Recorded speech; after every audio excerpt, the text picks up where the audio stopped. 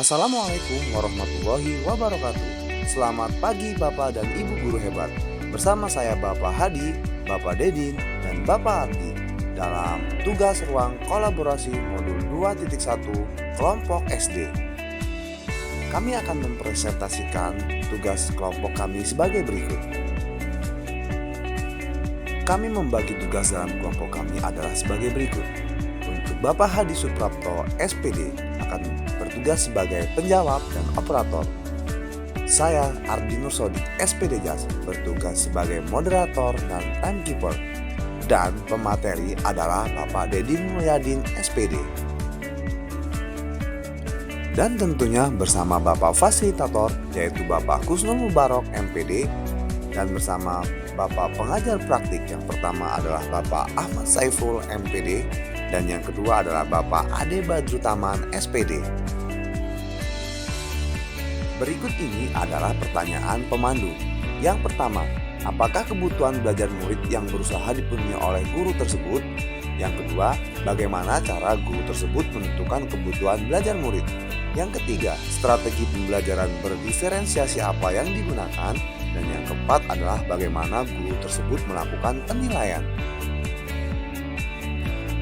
Berikut ini adalah ringkasan cerita yang kelompok kami akan analisis. Pak Darmawan akan mengajarkan sistem organ pencernaan. Beliau membuat sumber pembelajaran sesuai dengan kebutuhan murid-muridnya. Pak Darmawan membuat poster, menyiapkan bahan bacaan berupa komik, artikel, majalah, dan lain-lain, video pembelajaran, dan membuat kartu-kartu pertanyaan. Di awal pembelajaran, Pak Darmawan memberikan penjelasan kepada semua muridnya tentang materi pembelajaran. Lalu beliau meminta muridnya untuk belajar secara berkelompok. Kelompoknya dibuat menyesuaikan dengan kemampuan membaca murid-muridnya. Pak Darmawan mulai memberikan tugas seperti membaca bahan-bahan bacaan yang disiapkan, menjawab kartu-kartu pertanyaan. Sesekali Pak Darmawan memantau sambil mengobservasi kegiatan pembelajaran murid-muridnya. Sesekali melakukan tanya jawab pada murid-muridnya dan memperlihatkan video, memakai handphone, dan memberikan penilaian terhadap murid-muridnya. Setelah itu, Pak Darmawan melakukan penilaian sumatif berdasarkan kemampuan membaca murid-muridnya.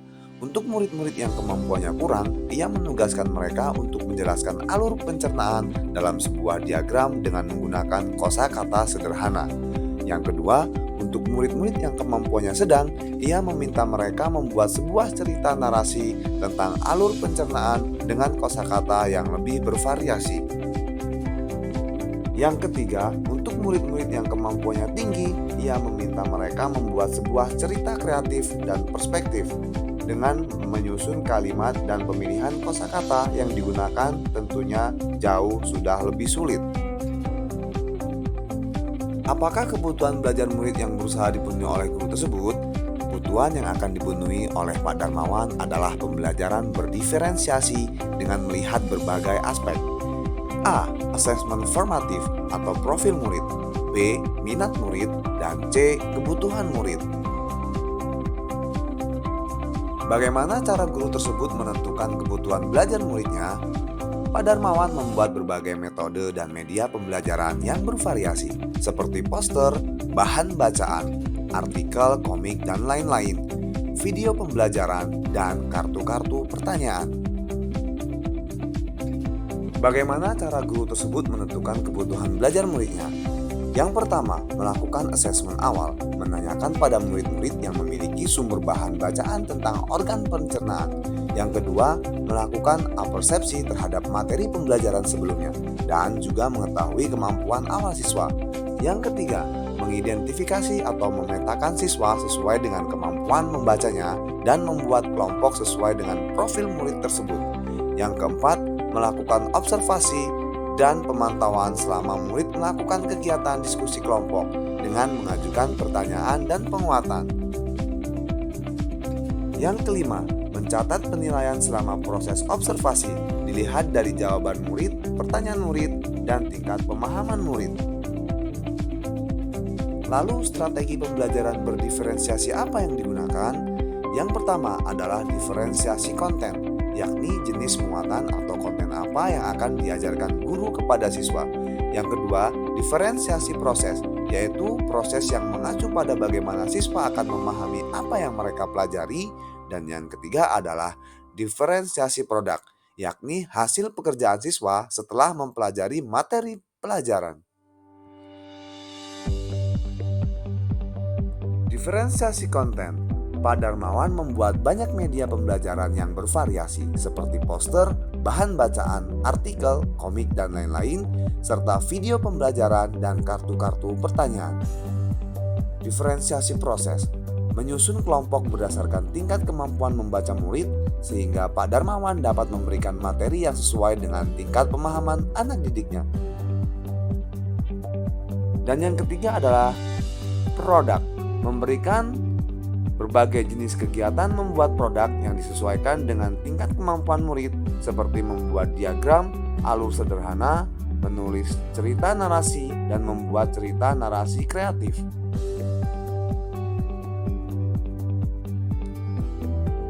Bagaimana guru tersebut melakukan penilaian? Pak Darmawan melakukan 2 penilaian, yaitu tier assessment, penilaian berjenjang, yaitu penilaian untuk memahami sejauh mana murid memahami materi. Penilaian ini disesuaikan dengan tingkat kemampuan murid. Assessment for learning, yaitu penilaian yang dilakukan selama berlangsungnya proses pembelajaran, dan penilaian sebagai proses belajar dan melibatkan murid-murid secara aktif. Dan yang ketiga, penilaian yang dilaksanakan setelah proses pembelajaran selesai. Tanggapan dan pertanyaan. Yang pertama, pertanyaan dari Ibu Resmita. Apakah penilaian berjenjang yang tayang di slide termasuk penilaian of learning atau for learning atau as learning? Jawabannya adalah termasuk penilaian for learning. Yang kedua adalah pertanyaan dari Ibu Dian. Bagaimana cara mengajar dengan murid yang berbeda-beda karakter dan kemampuan? Jawabannya adalah dengan membuat strategi pembelajaran yang bervariasi sehingga dapat mencakup semua karakter dan kemampuan siswa. Demikian presentasi dari kelompok kami. Kurang lebihnya mohon maaf. Terima kasih. Wabillahi taufik wal hidayah. Wassalamualaikum warahmatullahi wabarakatuh. Selamat pagi Bapak dan Ibu guru hebat.